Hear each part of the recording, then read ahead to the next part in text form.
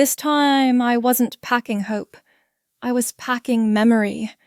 Some things arrive without sound, like subtraction. The email had no subject line, just an attachment, seating chart, 75th, dot. I recognized the sender, Lindsay Roth. She used to run logistics at the base before marrying into hospitality. I hadn't spoken to her in years. We never left on bad terms. We just didn't keep in touch. That's how it goes when you're expected to vanish without complaint. I opened the file on instinct. The chart unfolded tidy and color-coded. Top table center Wallace Ashford. His name in bold. Beside him his son Clayton Ashford Jr., and next to that, Hallie Ashford at a Hallie Wellness, her branding apparently now inseparable from her name. Their spouses, their guests, their investors. I scrolled, scanned, paused, scrolled again. I wasn't there. My name wasn't missing. It was omitted. There's a difference. A text vibrated through seconds later. Hallie, everything's almost ready. Just, please, don't make this complicated. I didn't reply. I didn't move. I just watched the message pulse softly on the screen, as if its quiet could soften the exclusion. My tea had gone cold. Still, I drank it. There's no bitterness in silence unless you need it to taste that way. In the bedroom, I pulled out the dress I had already chosen before the chart. Black, structured.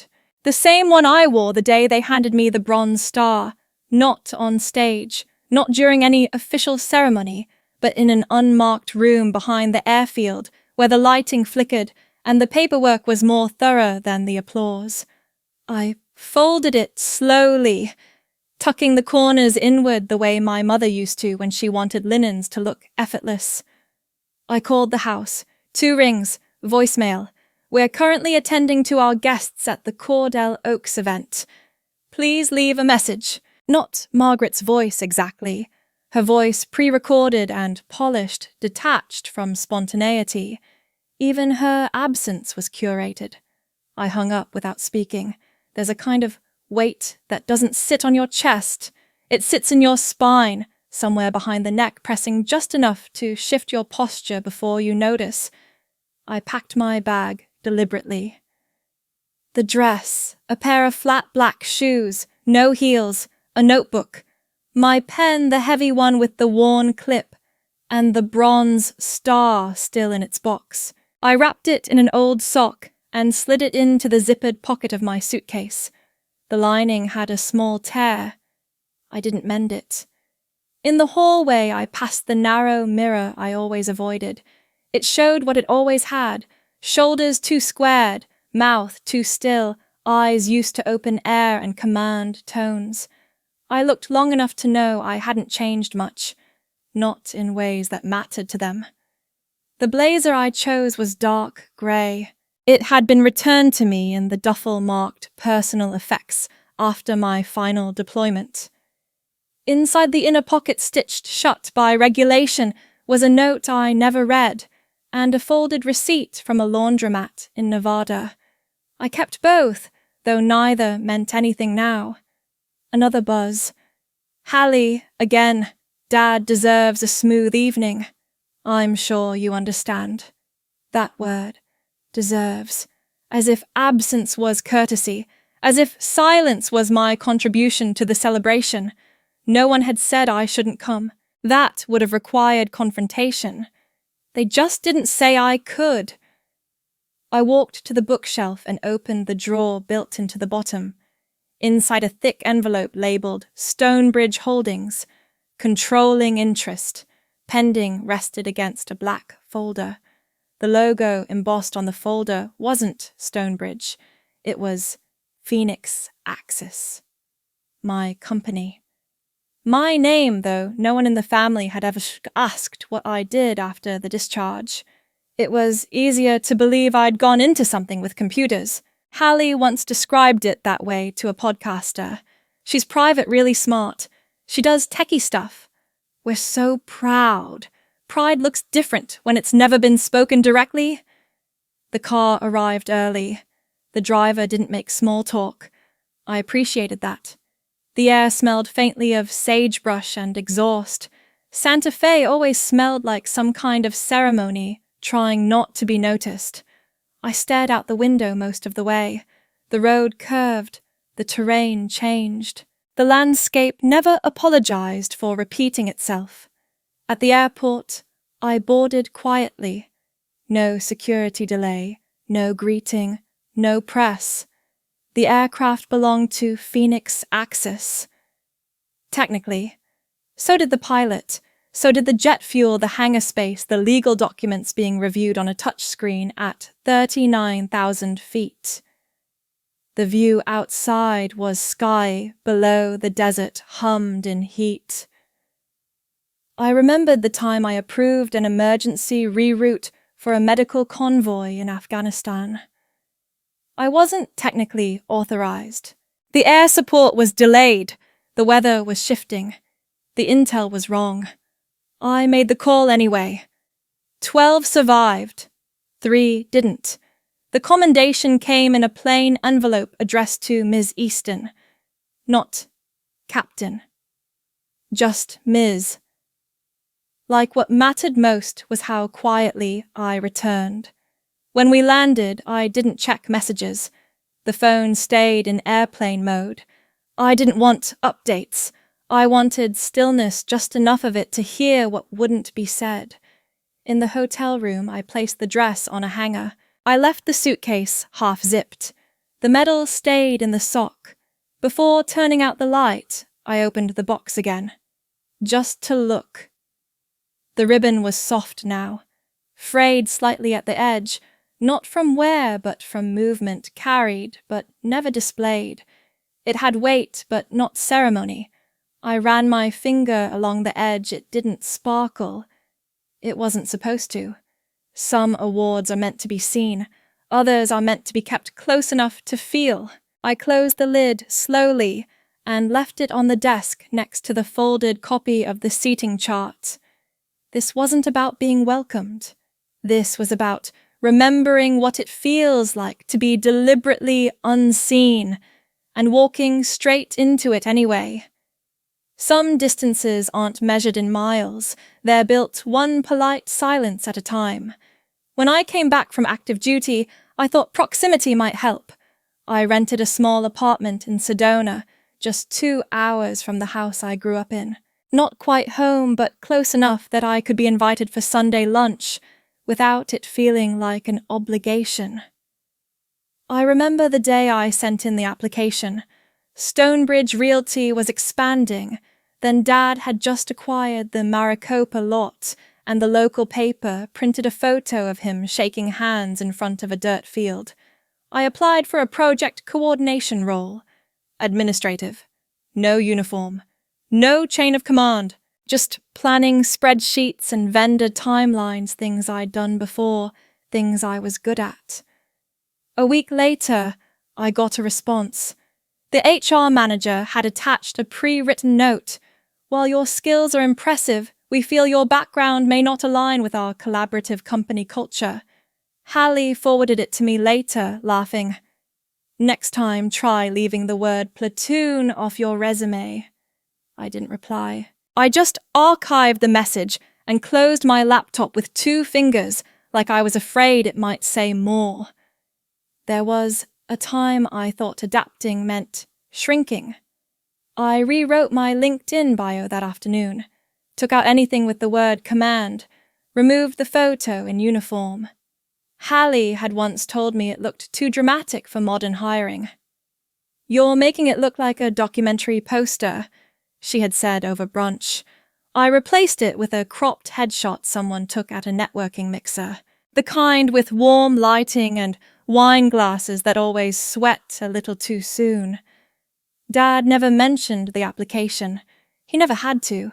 His silence always carried an underline. He liked to say things that sounded like compliments.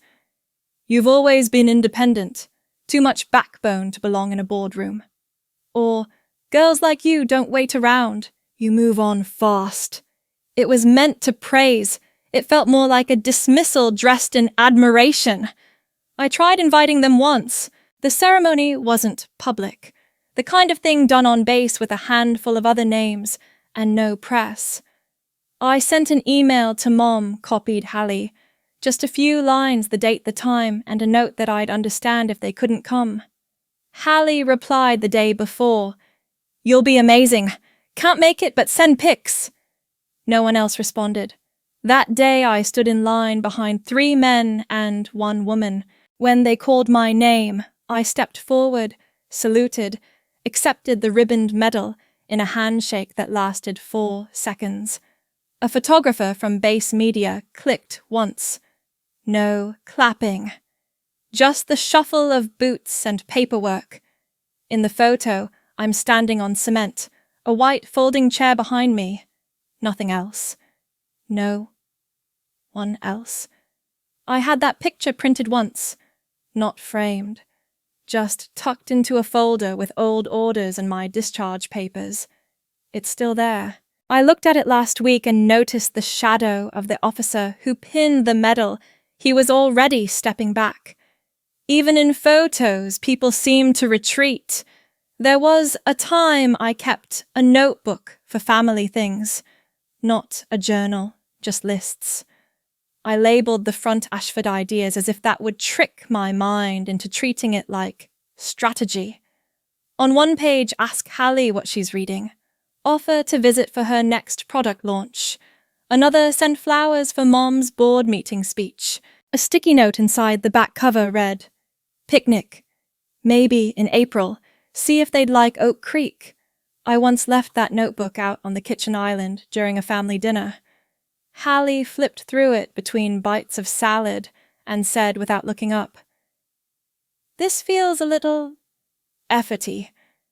Just be normal." Normal. I nodded, folded the notebook closed, didn't open it again until the flight home. Dad once told me offhandedly while slicing into a roast, the smartest woman is the one who makes a man feel like he figured it out himself. I laughed at the time, not because it was funny, because I didn't know what else to do while chewing. He didn't look up, just poured wine into his own glass and left mine empty. I tried not to argue. That was my rule.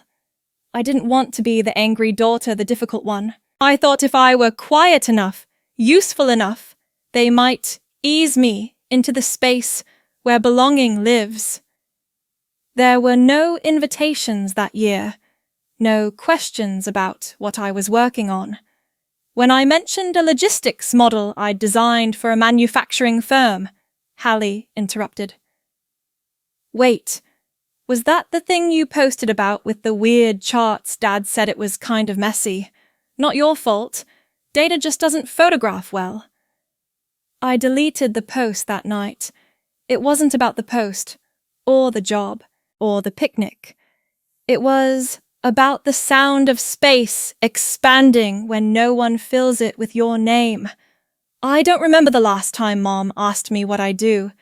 Not how I'm doing. What I do. The functional question. The one that lets people decide if you fit into a sentence they're writing. She always tells people I'm in tech. A convenient, glossy answer. She does tech consulting. She's very disciplined. Disciplined. That word again. As if it's a trait. Or a caution. I once thanked them publicly. Wrote a short post on Veterans Day about how my family raised me to think independently and lead with precision. Hallie texted me 3 hours later. "Can you take that down? It makes us sound like a military family. That's not really our aesthetic." I took it down. Aesthetic. Another word for narrative. Another word for you don't belong in this version. Earlier this week, I opened the notebook again. The one with the picnic plan and the flower schedule. The edges had curled slightly from storage. I flipped through it once slowly, then I tore out the first page. It didn't feel symbolic. It felt Overdue. They didn't write anything for me. Not once. No lists, no calendar reminders, no notes left on counters or sticky messages on mirrors.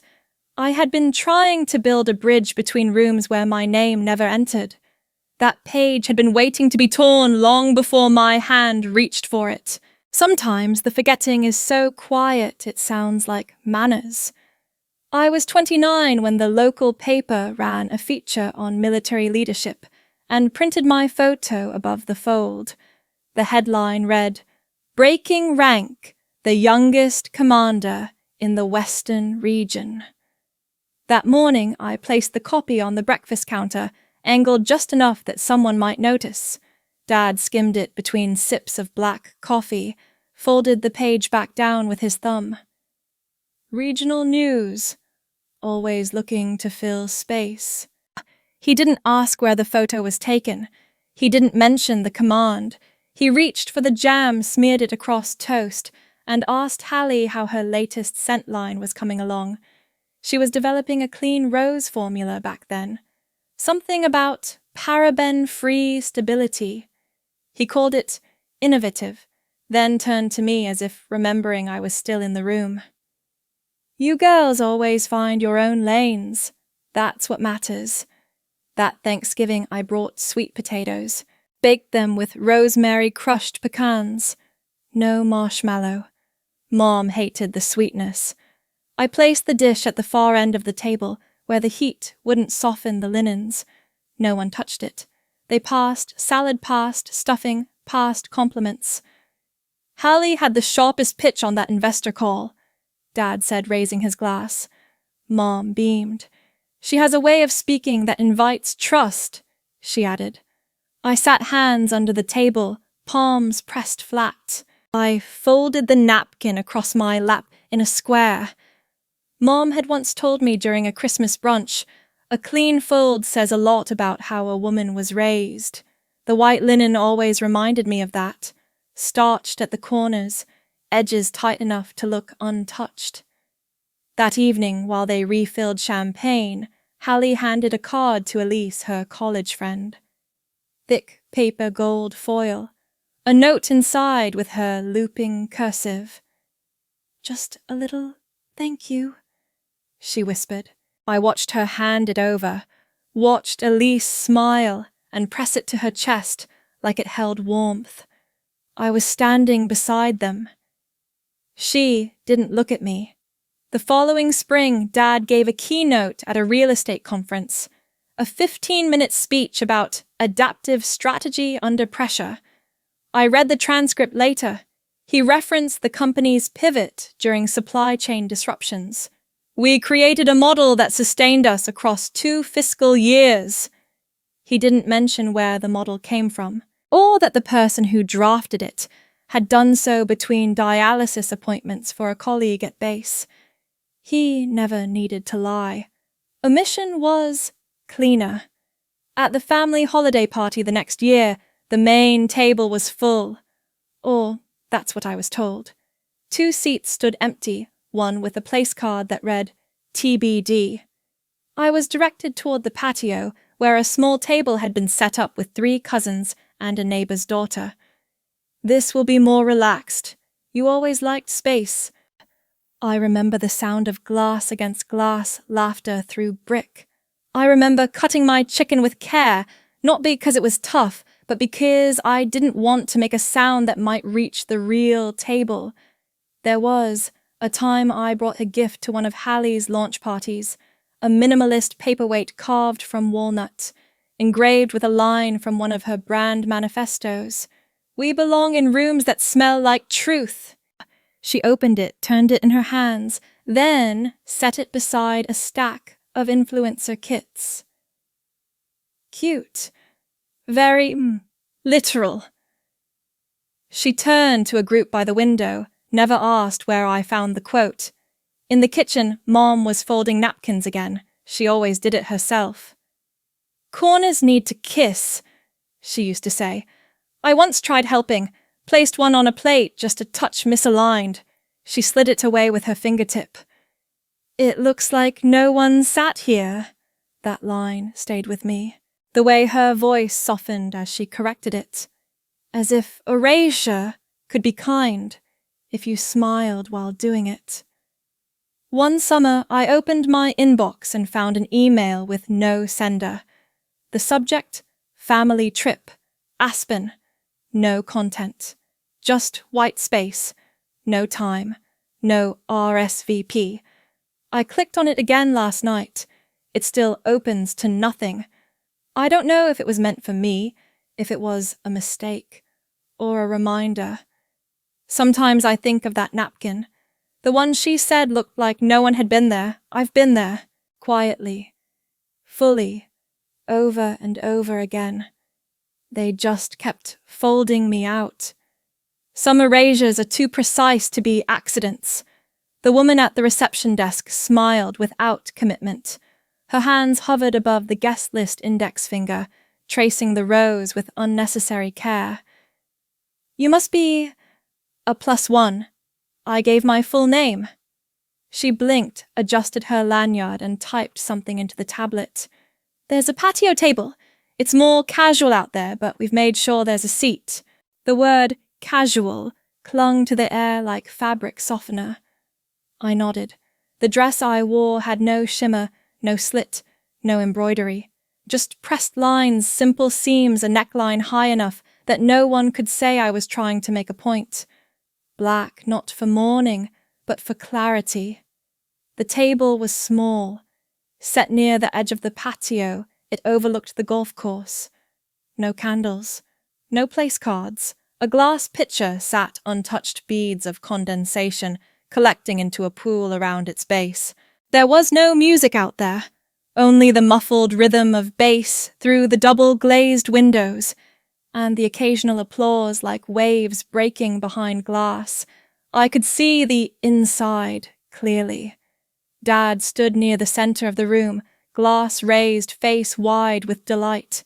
Hallie was capturing it all on her phone, arm extended, tilt perfected. Clayton Jr. leaned over a chair, mid-laugh, tie loosened already glowing from champagne. No one looked outside.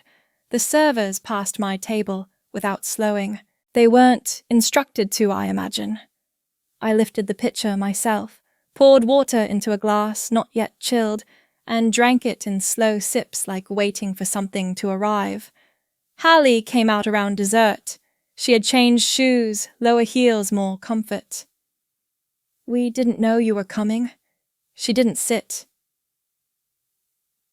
It's just, the schedule's tight, and you kind of throw the energy off sometimes. It's not personal.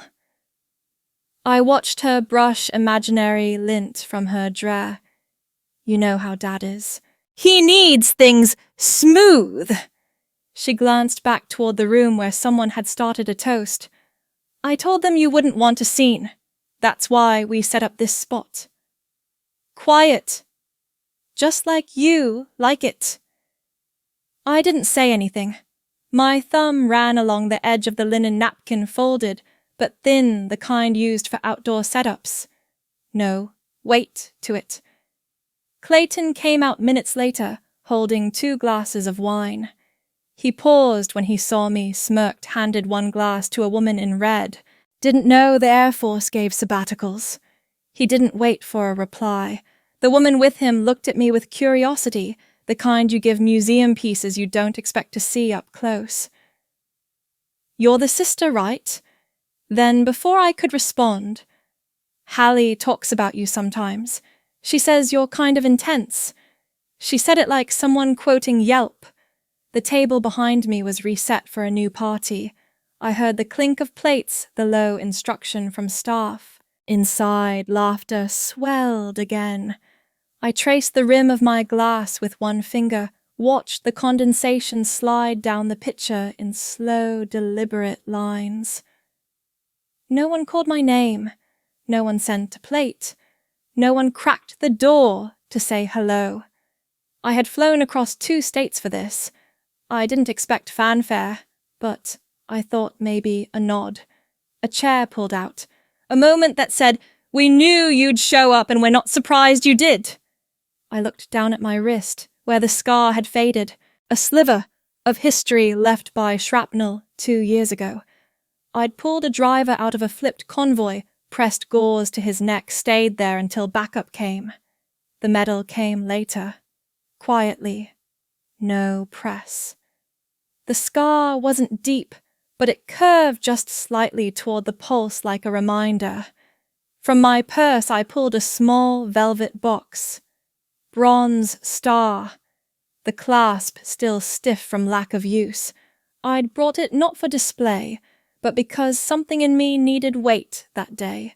A thing that proved I had once mattered somewhere to someone. I placed it on the patio table. No flourish, just gently, beside the pitcher.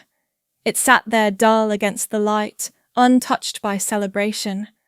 I looked through the glass again. Dad was hugging someone. Hallie posed with a guest, her hand in a perfect arch over a cake knife. They didn't forget. They chose this. And that is heavier than silence. Some silences don't ask for attention.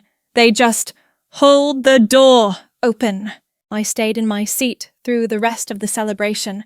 The speech began with Clayton Jr., a rehearsed chuckle in his throat notes, folded and half forgotten. He thanked the guests for their loyalty to the family legacy toasted to strength vision, and the kind of wisdom only decades could supposedly earn. I traced the condensation circle left by my glass, and didn't shift in my chair. Dad's voice echoed faintly when he stood to respond.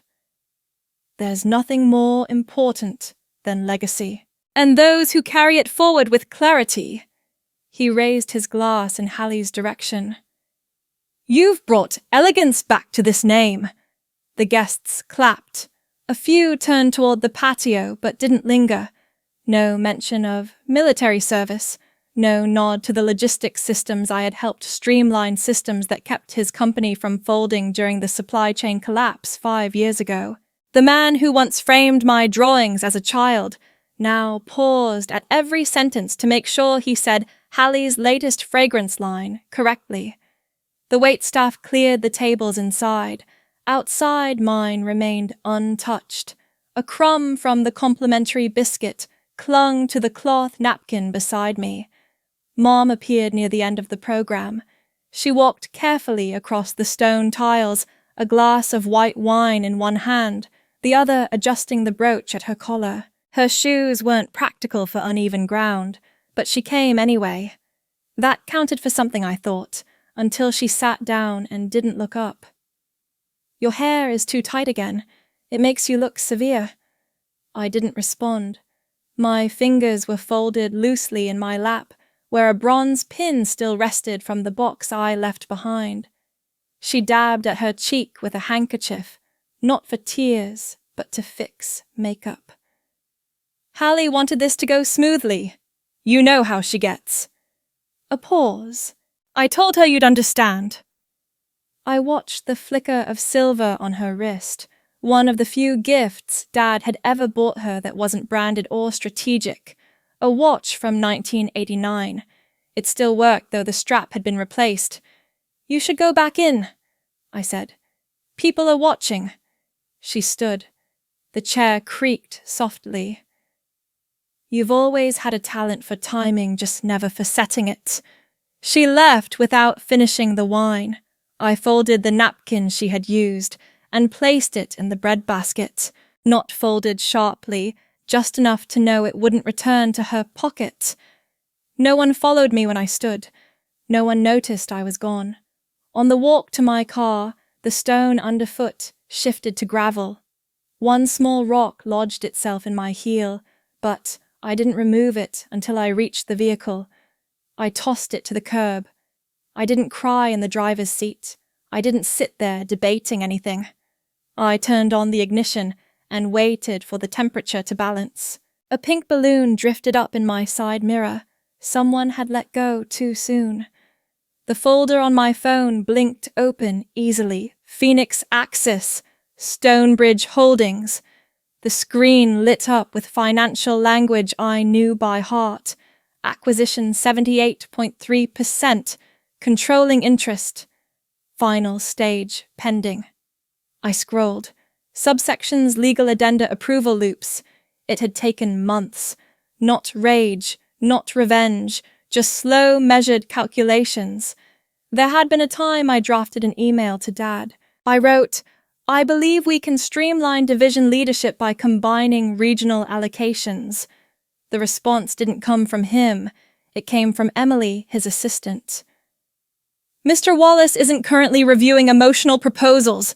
Please route through strategy." I'd stared at that message for 3 minutes straight. I hadn't deleted it.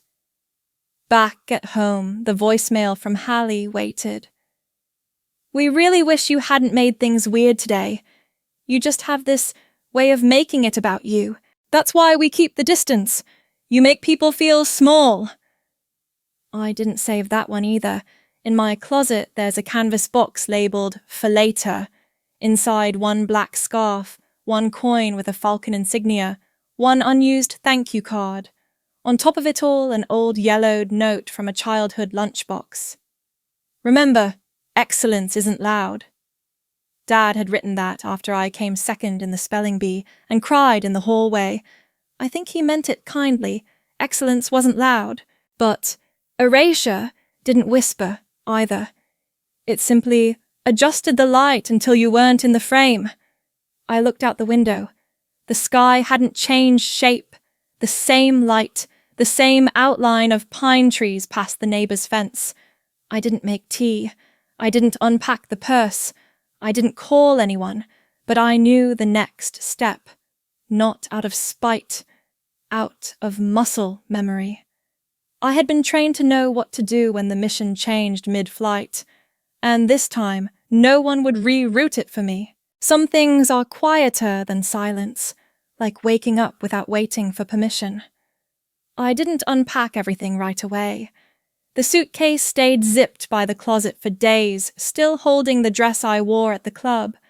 I folded a towel over the mirror above the sink, not for superstition, but to soften how the room echoed. The apartment smelled faintly of dust and mint toothpaste.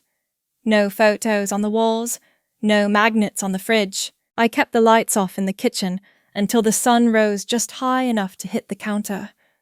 The bulbs flickered when switched too quickly, so I didn't rush them. The floor creaked in predictable places. The left side of the bed stayed smooth.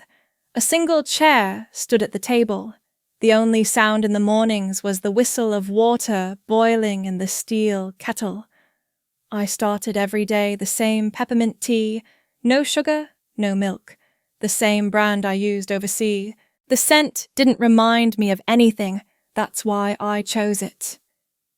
By 4 a.m., the market reports from Seoul and Singapore were live. My laptop propped by a chipped ceramic mug never fully closed. A digital map blinked to life with tracking data across 5 time zones. I read in silence, clicked, adjusted the margin targets, entered the data. Phoenix Axis was no longer a shell. It was a web. Quiet, lean, and always on schedule. There were no bookshelves, but I used the window ledge to line a few reference files, merger models, logistics charts, deployment rosters from years past. On top of one binder, I placed a military ID card, faded and clipped at one corner. I used it as a bookmark now. The magnetic strip didn't scan anymore, but I remembered the gate sound every time I touched it. Once in the middle of aligning a pricing model, I glanced at the small photo I had left unframed on the desk. It was placed face down. I kept it that way. 10 people in uniform. 9, smiling.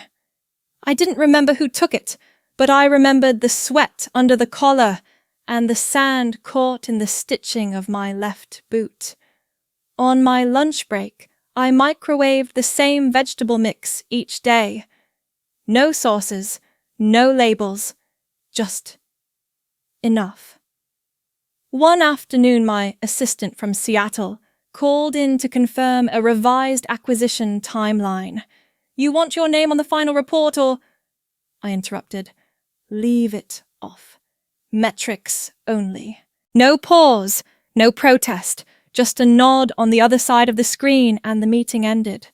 I turned off the camera, folded my hands behind my head, exhaled through my nose and closed my eyes. The carpet under the desk was worn smooth, a different shade from the rest. I passed my heel across it slowly. That's where the last tenant must have rolled their chair day after day. My mother's voice came back to me not as a memory, but as texture. No one likes a woman who insists on showing up.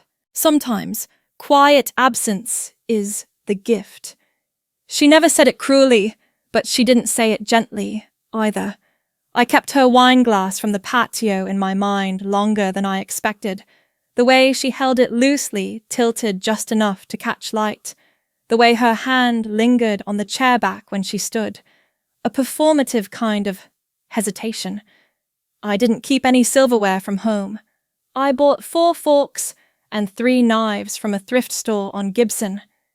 None of them matched. I liked it that way. My neighbor across the hall dropped a package outside my door by mistake. When I returned it, she looked me over and said, "You keep to yourself. Military right." I nodded. She pointed at my hands. "Those aren't retirement hands." I didn't respond. She nodded again, satisfied, and shut her door. I started setting alarms, not for meetings, but for pauses. 10 minutes between calls. No scrolling, no replying. Just breath. Inhale, 4 counts. Exhale, 6. I hadn't done that since the base in Incirlik. At night, I left the blinds open. The lights from the city blinked through like coded messages, not bright enough to keep me up, not dim enough to ignore. Emails from Hallie went unread.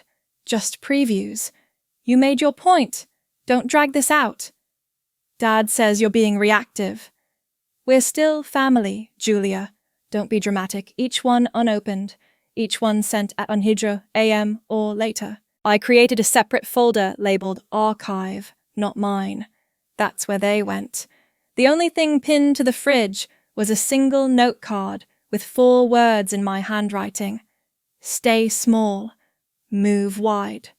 I wrote it The confirmation arrived in my inbox just after midnight on a Tuesday. Phoenix, Axis now holds controlling interest in Stonebridge Realty Holdings. No fanfare. No emails of congratulations. Just a 2-line notice with a download link. I didn't print it. I didn't toast. I didn't notify anyone. Instead, I stepped onto the balcony and looked out over the parking lot past the edge of the strip mall, beyond the orange sodium lights that buzzed low above the street. I stood there, arms folded, a windbreaker zipped just high enough. Somewhere in the building, someone was playing a saxophone badly. The notes were off the rhythm, uneven, but they kept going. My old boots sat by the sliding glass door, soles still marked by a different kind of dust. I hadn't worn them since the night I left Santa Fe. I reached down, knocked the loose dirt off the heel, then let them be. Not everything has to be taken along. Not everything deserves to be carried. And sometimes silence isn't what follows pain. It's what replaces it.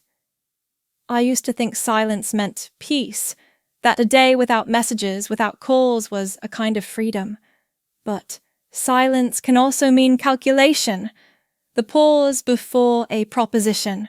Maybe we were a little thoughtless, read the first text. From Hallie. No punctuation at the end, as if she'd written it too quickly or too late. I let the phone rest on the windowsill and steeped my tea longer than I usually would. The peppermint leaves darkened, turning the water almost bitter. A second message arrived minutes later. "Do you have time to chat?" "There's something we need to go over. No apology. Just need." The envelope came that afternoon. My name wasn't on it, but the address was correct. A pale blue font on cream cardstock, slightly smudged. Family Strategy Session, hosted by Stonebridge Holdings. Inside, a folded agenda with points labeled brand alignment, asset stewardship, and public perception initiatives. At the bottom, Phoenix Axis representative welcome. I turned it over, checked again. There was no Julia, just representative. I placed it beside the old leather notebook I used for deployment records. Pages worn thin. Corners curled. I hadn't opened it in months, but the weight of it grounded the letter. A call came from Gregory Bishop the next day. Smooth tone. Unhurried. Julia, I think we should find a way to come together. These misunderstandings, well, nobody wants fractures in the family. Fractures. Not erasures. Not rejections. Just cracks in a foundation they assumed was still mine to uphold. I let the silence linger between his words and my breath. They're ready to move forward, he continued. They'd like to involve you. In a meaningful way. I scribbled one word into my planner, optics. A notification pinged. Calendar invite from Hallie Touchpoint. Family alignment with 3 participants, Hallie Clayton Jr. and an assistant named Bryn. I wasn't included as a guest, only CC'd. The invite note read, Can we get ahead of any lingering confusion? Would be great to have your input, but no pressure if schedule doesn't allow. No pressure. Not even the dignity of a direct request. Later that week, a packet arrived from the Stonebridge office, thick pages, glossy and embossed. A restructured stakeholder report, freshly branded under Phoenix Axis Holdings. There was a pie chart labeled Historic Legacy Assets with a small footnote, previously managed under Ashford Division. No mention of my name. No reference to the woman who'd proposed the integrated logistics system they now considered standard practice. I forwarded the document to my executive assistant, adding a note file under Family Optics. Low urgency. On Saturday morning, a call came through while I was steeping rice. The screen lit up with Hallie's number, but I let it blink until it stopped. Seconds later, her voicemail played through the speaker. I get it, you've got your own thing going now, but can we please not make this harder than it needs to be?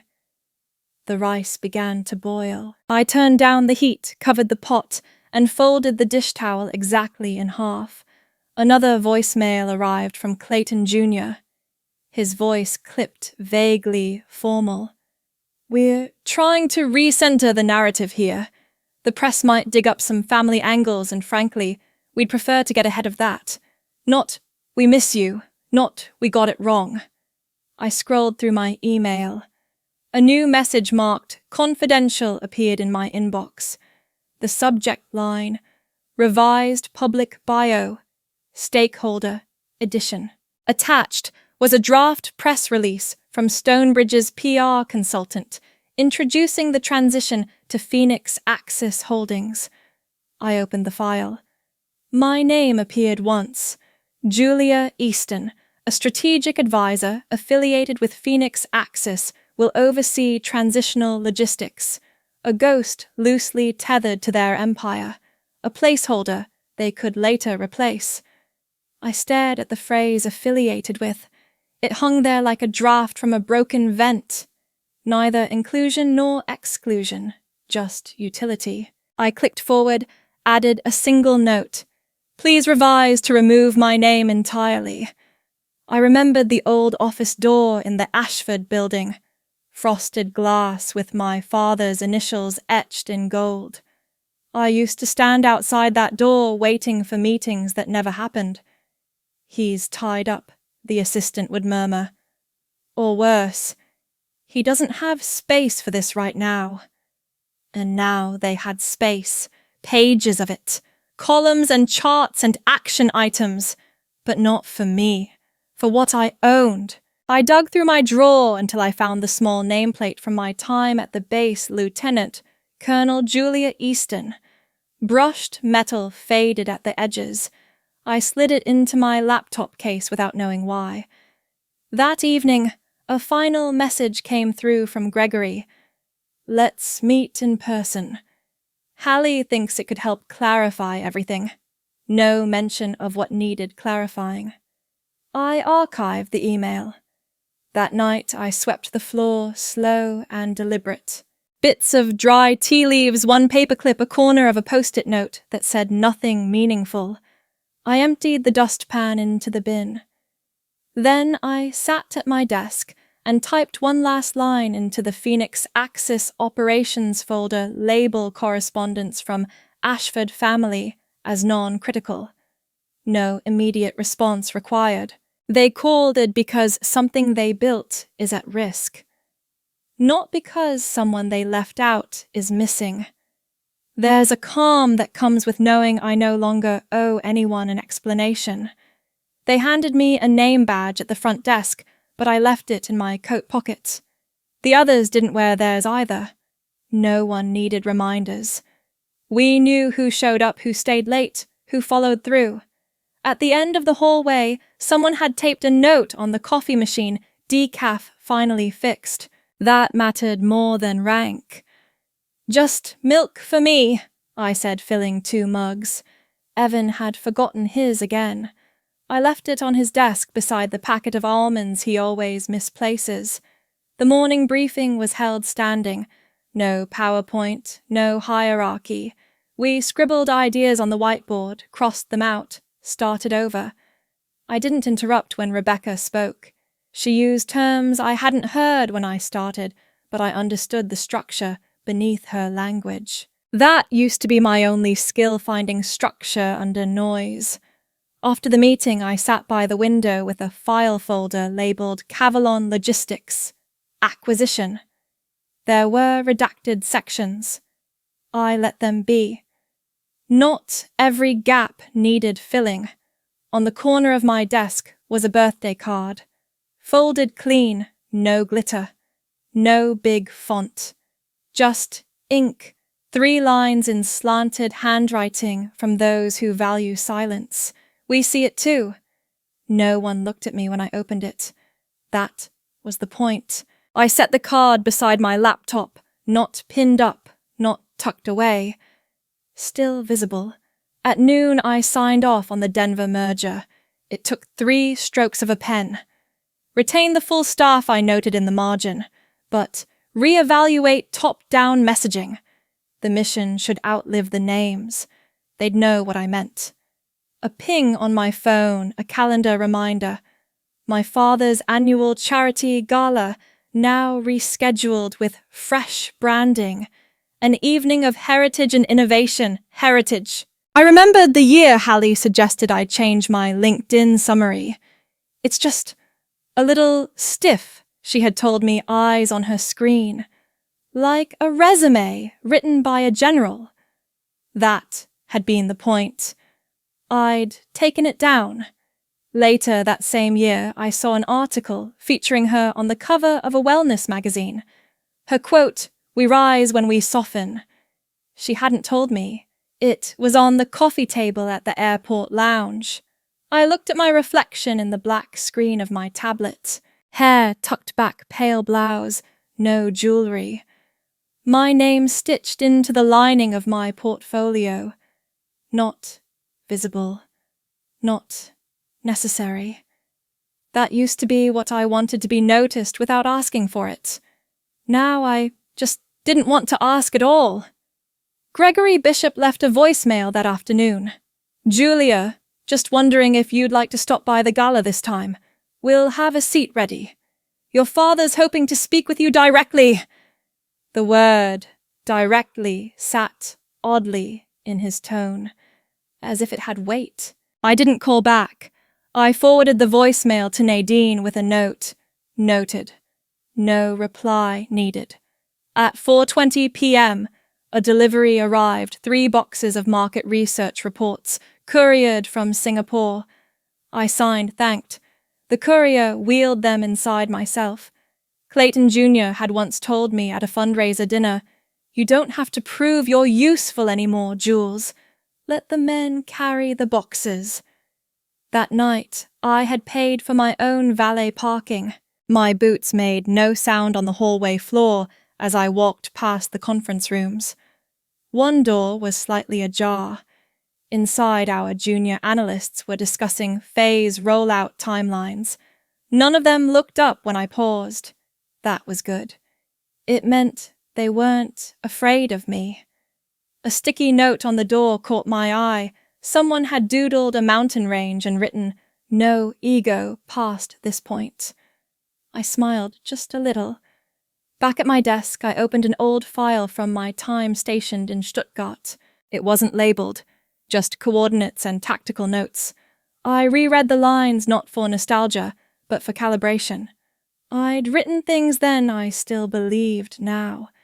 Across the room, someone knocked on the glass and held up a cupcake. I shook my head politely. Sugar never worked well with jet lag. Later, Nadine called through Phoenix Board, requesting availability next Thursday for quarterly review. I nodded. Schedule it after 2 p.m. They'll want lunch to process numbers first. Do you want to send a pre-brief? No. Let the data speak. A silence followed. Then Cordell Oaks sent another invite. I looked out the window. The freeway shimmered in the distance. Planes descending toward the airport made clean white lines in the sky like chalk against blue slate. They're calling it a homecoming. This time. I reached for my pen. They'll call it what they need to. And I'll stay here. You sure I didn't look away from the window? They built their house. I built mine. There was a long pause. Then Nadine said simply, "Copy that." I hung up, slid the window open slightly, and let the dry air brush across my cheek.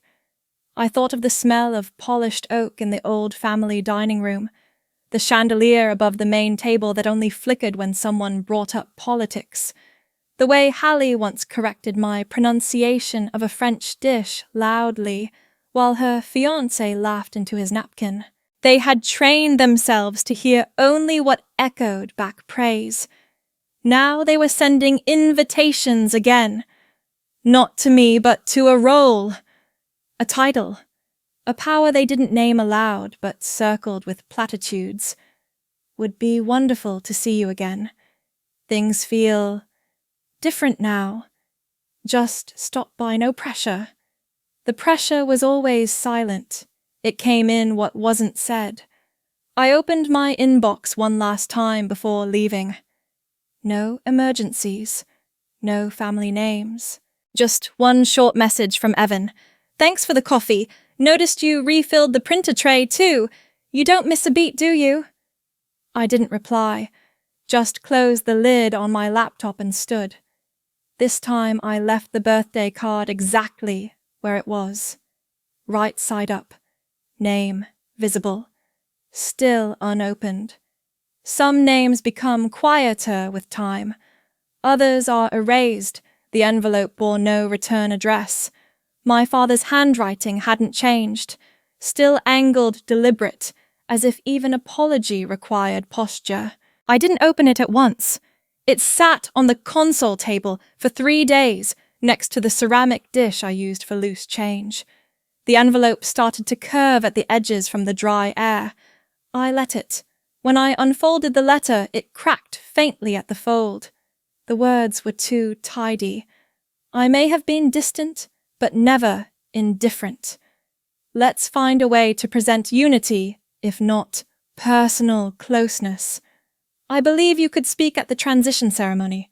Just a few words, for legacy's sake. We'll call it symbolic reconciliation. That wasn't an apology. That was branding. I placed the letter under the glass paperweight, shaped like a compass. It didn't move again. The next morning, I called Gregory Bishop's office. Nadine patched me through. I didn't state emotion. I cited terms. Effective immediately, full legal transfer of title interest and operational command of Stonebridge Holdings to Phoenix Axis. Irrevocable. No shared name, I clarified. No advisory board. No emeritus titles. There was a pause on the other end. Understood. A delivery man buzzed my apartment an hour later. Padded box. Signature required. Inside velvet casing navy blue with the crest of our family engraved in brass. I hadn't seen it since my brother's wedding. The ring lay inside, cushioned like a relic. He had worn it that night, fingers swollen from champagne raising toasts I wasn't mentioned in. Now it returned to me not as inheritance, but as request. There was a note, perhaps it belongs to the one who earned it. I didn't write a reply. I returned it. No explanation, no card, just a courier slip marked declined. At noon, I submitted the name change request through corporate legal. Julia Easton. No hyphen, no footnote. A clean break across all platforms, systems, and documents. The form asked, reason for change. I typed unlinked identity, no familial representation required. In the database, it replaced every prior instance. Later that week, during an HR policy review, I added one final line in the Cordell Oaks property contract we'd quietly acquired months before. Under guest seating guidelines, I included no guest to be placed outdoors unless voluntarily requested in writing. The administrator flagged it for review. I approved it anyway. I found the old Ashford household registry in a storage box I hadn't touched in over a year. Faded Xerox copy. My name had once been under dependent daughter, then crossed out with red ink, and a note resigned commission relocated. I hadn't noticed it back then. I had been deployed. I took a pen, drew a straight line through the entire page. Then I folded the sheet into fours, lit a match, and watched it burn in a metal dish.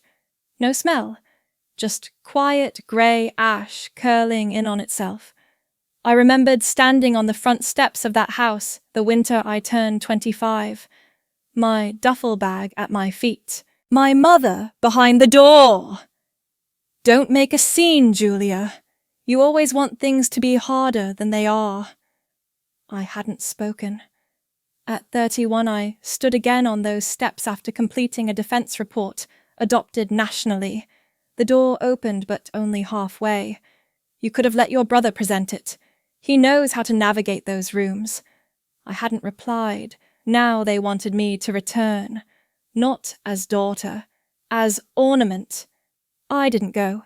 Instead, I drafted the final statement for the board and left the signature line blank until morning. The message read, effective this date, Phoenix Axis recognizes no legacy entitlements. All decisions are forward defined. I reviewed it once, then added a line at the bottom. Legacy is not what you inherit, it's what you remove. I know. 2 hours later, Hallie texted. A photo of a childhood ornament, the papier-mâché dove we made in school. Mine had been painted in silver. Hers in look what I found. We really were something, huh? No punctuation, no address, just implication. I stared at it for several minutes, then deleted the message. That night, I brewed a cup of tea and opened my laptop to a clean document. No template, no header, just the cursor blinking in the top left corner. I typed nothing. I let the screen glow in the dark room for a while. Then I closed it. Not everything needs to be answered. Some things only need to be acknowledged and then left behind. The kettle clicked softly. I poured just enough for 1 cup. The Earl Grey leaves had been measured last night, already waiting in the infuser. The scent rose steady like breath, like something measured and unhurried. I opened the window, not for breeze, but for light. Morning took its time. Shadows receded off the windowsills like thoughts dissolving at the edge of sleep.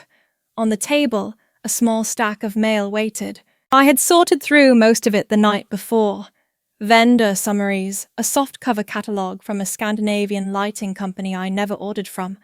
One envelope remained sealed. The watermark along the fold gave it away. Cordell Oaks. I sat without touching it for several minutes. Then, without ceremony, I opened it. Inside, thick cardstock. Raised ink. Polished serif type. We cordially invite Julia Easton, proprietor of Cordell Oaks Country Club, to deliver remarks at this year's Founders' Dinner. The phrasing was careful, not sentimental, not deferential, just calculated enough to appear gracious. I tore it in two. Clean lines through the center of the embossed crest. I didn't pause before slipping it into the paper recycling box under the counter.